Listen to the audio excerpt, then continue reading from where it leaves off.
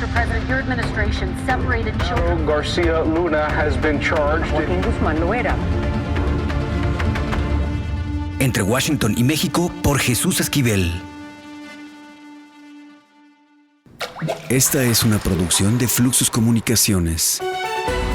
Este es el podcast de Entre Washington y México, con la agenda bilateral y sus protagonistas en voz de Jesús Esquivel.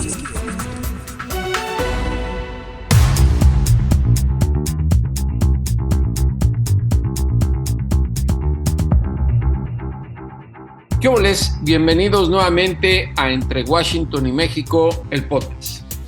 Nuestro país sigue pasando por una serie de olas de violencia que por años no han terminado pese a las promesas de los políticos.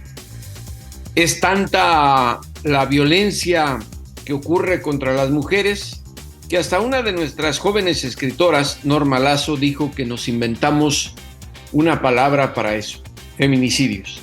Y para hablar precisamente de esto, le agradecemos la presencia a Pablo Navarrete, abogado defensor de derechos humanos y asesor de la señora Irinea Buendía Cortés, quien por 13 años ha estado buscando justicia para Mariana Liva Buendía y todas las víctimas de este feminicidio y violencia contra las mujeres. Abogado, muchas gracias por aceptar la invitación de Entre Washington y México. ¿Qué tal, Jesús? Un saludo afectuoso.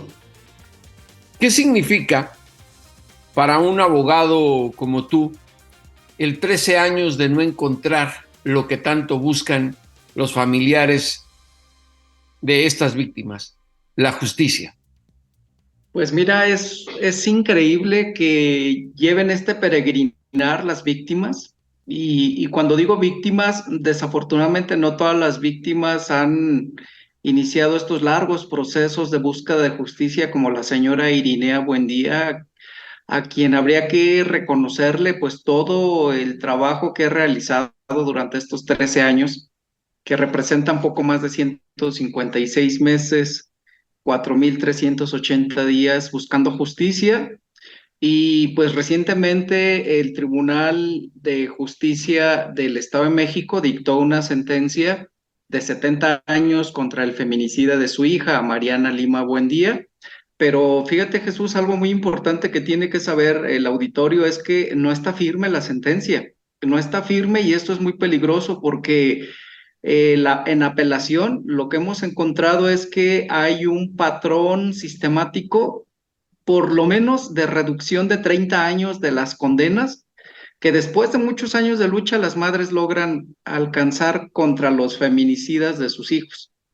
Confiamos y esperemos que no sea el caso de doña Irinea, porque si no, entonces las cosas se van a complicar y se le van a complicar para el Estado, porque si ese es el supuesto, doña Irinea, es importante decirlo, Jesús, no ha acudido a las instancias internacionales como en otros casos, porque pues también la justicia es retrasada.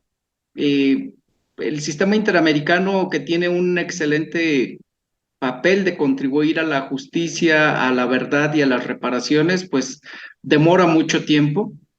Y el caso de doña Irinea pues se ha resuelto aquí en México. Es el primer caso que la Corte se pronuncia por un caso de feminicidio. Esa palabra que se tuvo que inventar, proveniente de Ciudad Juárez, Chihuahua, para decir que a las mujeres se les asesina por razones y motivos diferentes que al de los hombres, y que estamos enfrentando una verdadera emergencia nacional en el país. Imagínense nada más, una madre buscando justicia y le tardan 13 años, nada más y nada menos que 13 años de su vida. Y la amenaza de que le pueden reducir la sentencia al responsable. ¿Y a qué se debe eso de la reducción de sentencias, Pablo? Pues mira, hay una serie de complejidades dentro de nuestro sistema de justicia. No ha terminado de entenderse que el Poder Judicial, y me refiero al Poder Judicial Federal y al Poder Judicial de los estados, pues tienen una deuda pendiente con las mujeres víctimas de violencia de este país, y que siguen imperando interpretaciones machistas y misóginas de la ley, en donde se pone al servicio de los agresores, en donde se pone al servicio de los feminicidas, todo el aparato, el Estado, el derecho, las interpretaciones que se hacen. Por eso es bien relevante lo que la señora Irinea ha hecho durante estos 13 años buscando justicia y 8 años desde que la Suprema Corte de Justicia de la Nación emitió la primera sentencia sobre un feminicidio que tiene 3 efectos. Si me permites, Jesús, nada más para ubicar al auditorio, los voy a decir muy brevemente. El primer efecto de la sentencia de la Corte que se dictó en 2015, en junio de 2015, ya hace más de 8 años, es que todas las autoridades del país tienen la obligación de investigar con perspectiva de género y debida diligencia todas las muertes violentas de mujeres y niñas para poder acreditar que se trata de un feminicidio. Y la Corte dice algo que es muy importante. Todos los casos de muertes violentas, incluidos los suicidios y accidentes. Y esto es una obligación para los 32 estados y fundamentalmente para las fiscalías. Segundo efecto, sancionar a los servidores públicos que incurrieron en actos de corrupción, en omisiones, falencias, negligencias y que obstruyeron la investigación y que también obstruyeron la justicia. Y el tercer efecto es fundamental, es reparar el daño que cometieron esas autoridades omisas, negligentes, que obstruyeron la justicia, e impulsar un cambio cultural en el país para terminar con esta barbarie de la violencia contra las mujeres. Pero, pues a 13 años, la señora Irinea se ha enterado con mucha desfortuna de que la sentencia del caso de su hija no se está aplicando en el país. Ella desde noviembre inició una caravana nacional, lleva la mitad de los estados del país recorridos y se encontró que solo en 2 había voluntad de empezar a aplicar el protocolo y era en San Luis Potosí y en Durango. Pero en el resto de los estados que visitó, 16, no se estaba aplicando estos 3 principios que he pronunciado hace ratito. Pues mira, pareciera un viacrucis el de esta señora doña Irinea, porque ha recorrido 34.068.2 kilómetros en esas 16 entidades y la justicia llega a cuentagotas y no llega como debería aplicarse. Lo que te quiero ahora preguntar es sobre las estadísticas, los números que son desgarradores. Terribles. 140.842 mujeres han muerto de manera violenta de conformidad a la información que contamos. Qué terrible situación. ¿Cuántos familiares de estas mujeres están sin esperanza? ¿Qué es lo que ocurre en nuestro sistema y qué es lo que ocurre con nuestros gobiernos que no responden a estas tragedias humanas? Pues mira, Jesús, yo me atrevería a decir que estamos viviendo una verdadera emergencia nacional, producto de un pacto sistemático y permanente con los feminicidas, con los agresores de las mujeres en este país, que nos llevan a estos números. De verdad son escalofriantes. Cuando estábamos checando la estrategia para una propuesta de ley que ahorita voy a mencionar muy brevemente, nos dimos a la tarea de revisar estos datos que comentas, 140.842 mujeres que han muerto de manera violenta en el país. Son datos oficiales, son irrefutables, son datos del INEGI, de la propia Secretaría de Gobernación, del INMujeres y de otras dependencias gubernamentales. Si me permites, Pablo, para que nos desgloses bien. Sí. 85.247 son muertes de mujeres por accidentes en México de 2010 a 2019 y 40.915 son homicidios de mujeres ocurridos de 2010 a 2022. Estamos hablando de una barbarie. Es una barbarie, lo has descrito con toda claridad, Jesús. Solo para poner en proporción, quienes conocen Ciudad de México, el Auditorio Nacional tiene capacidad para 10,000 personas sentadas. con este número de homicidios de mujeres del 2010 al 22, podríamos llenar 4 veces el auditorio con sus cuerpos. Es terrible esta realidad. Y habría que sumar a ese dato el de los suicidios, que son 14,680 suicidios del 2010 al 2021. Y algo relevante de este dato, pues es el incremento que hemos experimentado en el país sobre estas muertes de mujeres en cerca del 60%. ¿Y por qué hago énfasis en los suicidios y en las muertes violentas? Porque justo es lo que la Corte obligó a los estados y a la Federación con la sentencia Mariana Lima Buendía. ¿Por qué? Porque recordemos que el caso de Mariana Lima Buendía, inicialmente las autoridades del Estado de México habían sostenido que se trataba de un suicidio, Jesús, y así lo archivaron. Fíjense cuántos casos de esos 40,915 homicidios pudieron haberse quedado ahí en las muertes accidentales, o cuántos de esas muertes por suicidio no fueron realmente feminicidios. Y es aterrador ver el número de las muertes violentas, perdón, el número de las muertes por accidentes. Por accidentes, sí. Sí, o sea, esas mujeres que se caen, que se golpean, que mueren accidentalmente porque se cayeron de la escalera, porque recibieron un golpe contuso y nadie investigó. Jesús, todas esas muertes quedaron sin investigar, 85,247, y súmale a las 14,680 carpetas o casos de suicidio que jamás fueron investigados y que sospechamos que en muchos de esos, pues pudo haber una situación de feminicidio que debió haberse investigado como lo ordena la Corte. Por eso es aterrador el dato, y más si vemos cuál de ese número de homicidios, qué porcentaje llega a los tribunales.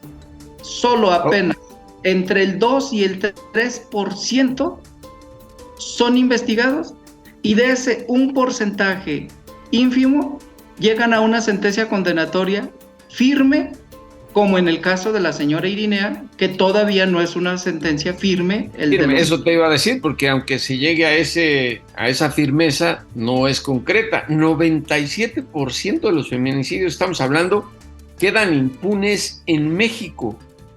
Lo que me llama mucho también la atención de estos datos oficiales es la característica que tiene el Estado de México. Es el que más casos registra en el país. ¿Por qué? Pues mira, hay dos explicaciones, Jesús. Una de ellas, pues, porque hay un factor de criminalidad más fuerte en otros estados, que impacta más numéricamente por la proporción de población que hay ahí, pero también porque hay un contexto sistemático de impunidad con los feminicidios. Lo tengo que decir con todas sus palabras. Los gobiernos priistas. De todos los gobiernos que han sido solamente de ese partido, y que en otros estados que ya están gobernados por otros partidos, la dinámica sigue siendo la misma, Jesús. El problema no es un partido político. El problema de fondo es la prioridad que le dan los gobiernos al tema de las mujeres, y que muchas veces se acercaron a estas causas quienes eran oposición y que luego llegaron a ser gobierno. Y lo abandonaron. Claro, los abandonaron porque solo se acercaron para encontrar legitimidad. Tenemos un sistema judicial machista, y lo digo porque no solo las estadísticas lo corroboran, sino porque hace unos 10 años, y fíjate, esto me parece muy interesante que nos lo expliques, nos decían que esos crímenes eran crímenes pasionales. Hoy hablamos de que los responsables son la delincuencia organizada para no investigarlos. El subregistro de los casos de homicidios de mujeres, tal y como se puede apreciar, es porque no se aplica la justicia. ¿De qué otra manera lo podemos entender los mexicanos y sobre todo los familiares de las víctimas? ¿Cómo explicárselo con palitos y piedritas a la juventud, a la niñez que lo van a vivir dentro de unos cuantos años? Pues fíjate, Jesús, que estamos frente a un verdadero desafío que tiene que ver con el cambio social y cultural, en donde se ha normalizado y naturalizado la barbarie de la violencia en contra de las mujeres, adolescentes, pero también contra las niñas.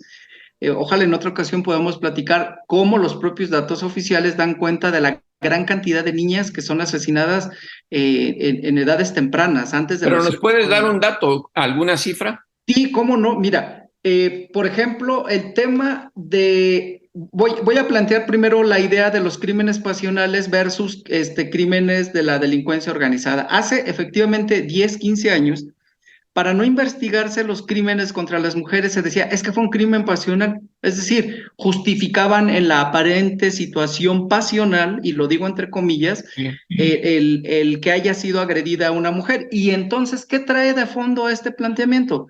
Que se les responsabiliza a ellas de su suerte. Simple y sencillamente. Pero ahora ya cambió. Ahora resulta que todo crimen que se comete contra las mujeres hay la sospecha de que pudo haber sido porque estaba involucrada con los grupos de la delincuencia organizada. Y eso es motivo suficiente para no investigar. Entonces, el tema de la estadística de homicidios a mujeres en México ya la tenemos ahí, son datos del INEGI, 40,915, pero incluso, Jesús, esos datos tienen un problema de subregistro. Y lo podemos identificar con mucha claridad cuando comparamos los datos que tiene el Secretariado Ejecutivo del Sistema Nacional de Seguridad contra los datos del INEGI. Te voy a dar los números para que vayamos viendo de qué dimensión es esto. En 2015, el Secretariado Ejecutivo dijo que hubo 1,794 muertes violentas de mujeres, homicidios dolosos. El INEGI tiene registrado 2,383, es decir, tiene el Secretariado Ejecutivo reconocidas menos 629. Y así me voy a ir dándote los datos de los números del INEGI contra los datos del Secretariado. En 2016, el Secretariado dice que hubo 2,187, pero el INEGI dice que fueron 2,813, es decir, hay un subregistro de 626. 2017, el Secretariado dice que fueron 2,538 y el INEGI dice que fueron 3,430. Es decir, hay un subregistro de 895 muertes violentas de mujeres, es decir, que fueron homicidios dolosos. Y así podemos ir revisando las cifras que tiene el Secretariado. Y en 2018 dice que fueron 2,759 que reconoce el Secretariado, pero el INEGI dice no, fueron 3,752, es decir, hay un subregistro de 993. Para ya no alargar más el dato, decirte que los que más nos preocupan son los últimos años. A partir del 2019, el subregistro está por encima de los 1,000 casos menos que ha registrado. Por ejemplo, en 2019, el Secretariado dijo que hubo 2,875 casos de homicidios dolosos. El INEGI dice que no, que fueron 3,893. Es decir, hay un subregistro de 1,018.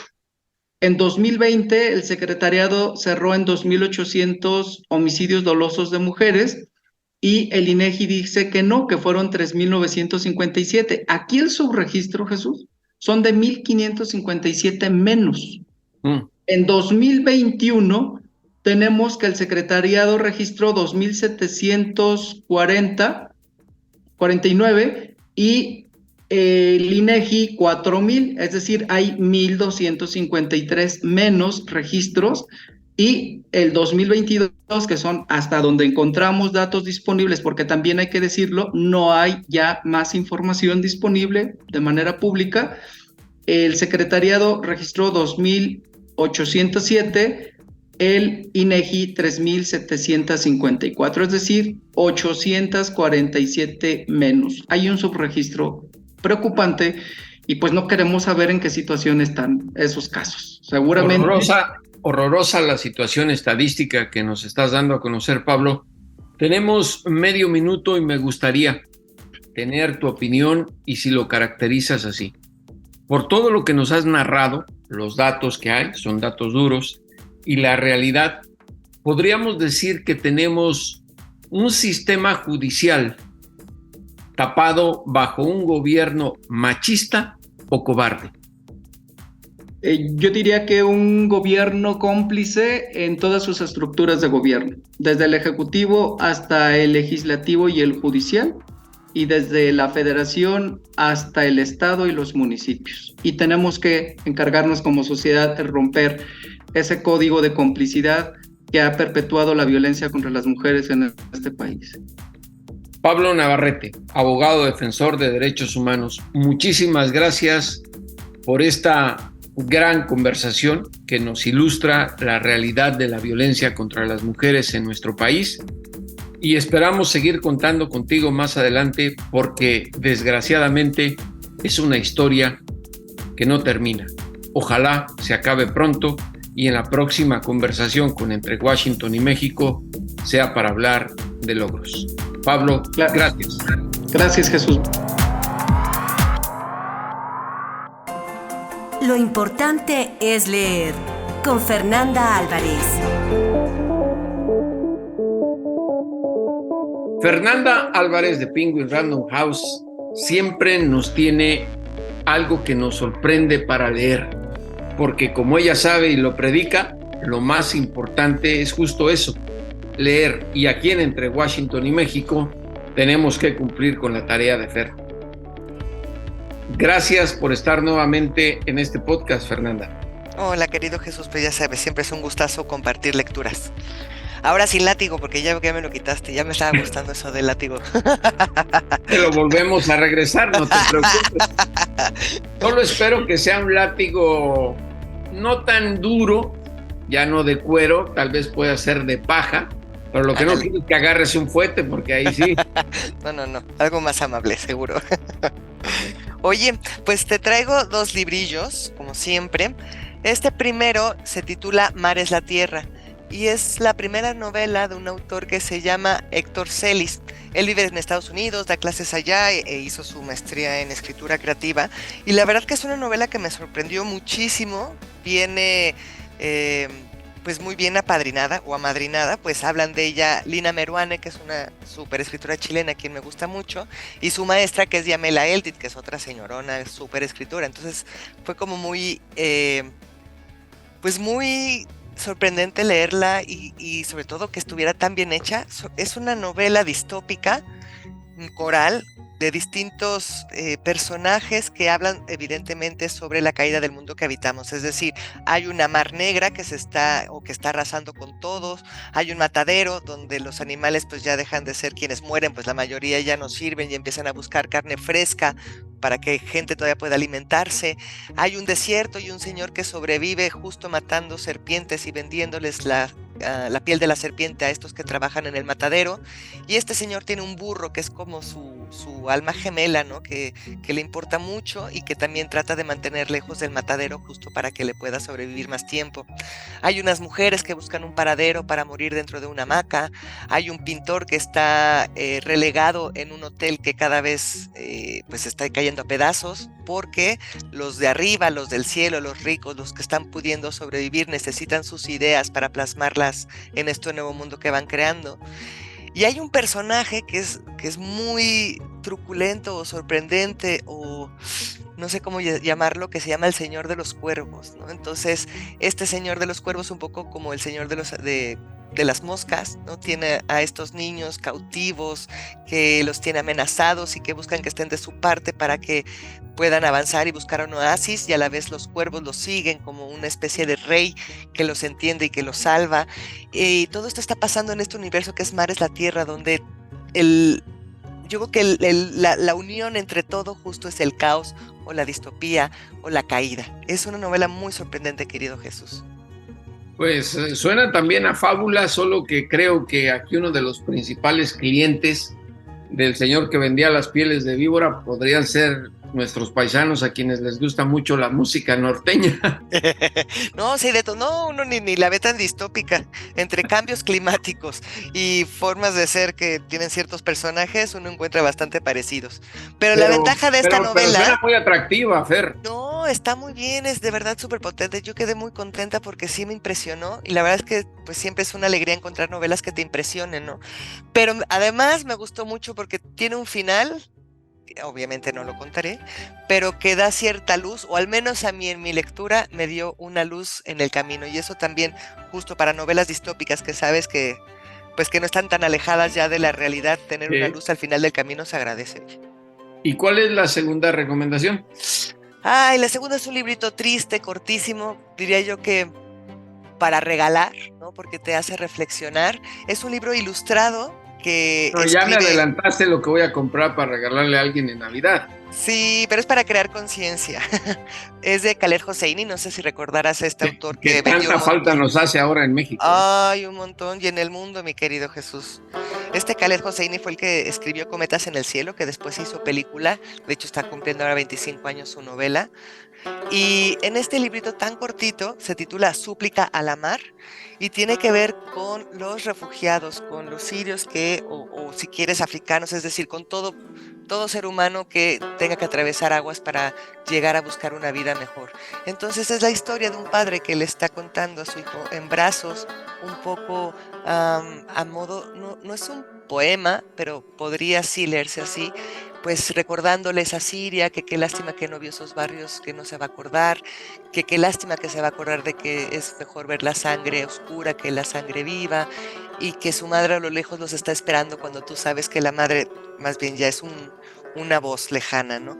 Y la hizo él porque quería hacer un homenaje a este niño de 3 años que murió en 2015, que murió ahogado en el Mediterráneo cuando trataba de llegar a Europa, y por supuesto en memoria a todos estos personas que tienen que salir de sus países para buscar vidas mejores. Entonces es un libro, por eso digo que es como muy conmovedor, dulce, triste, y pues yo sí creo que para crear conciencia acerca de la otredad, mi querido Jesús. Es que estos peregrinajes humanos en busca de la felicidad, aunque son tristes, como lo dices, son también un tesoro para encontrar historias que nos pueden ayudar a cambiar y a crear justo eso que dices tú nos hace falta en todo el mundo, conciencia. Conciencia y empatía. Así es, sí. Mi querido Jesús. Pues muchísimas gracias, como siempre, por estas recomendaciones que son imperdibles.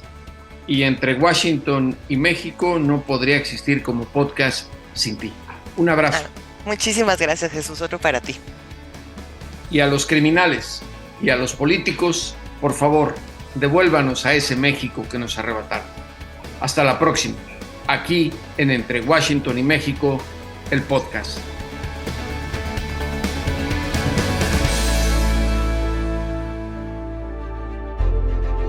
Esto fue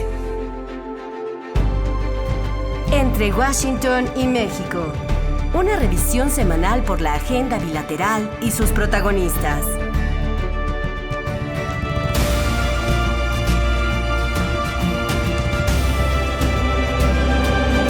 Entre Washington y México. Esta es una producción de Fluxus Comunicaciones.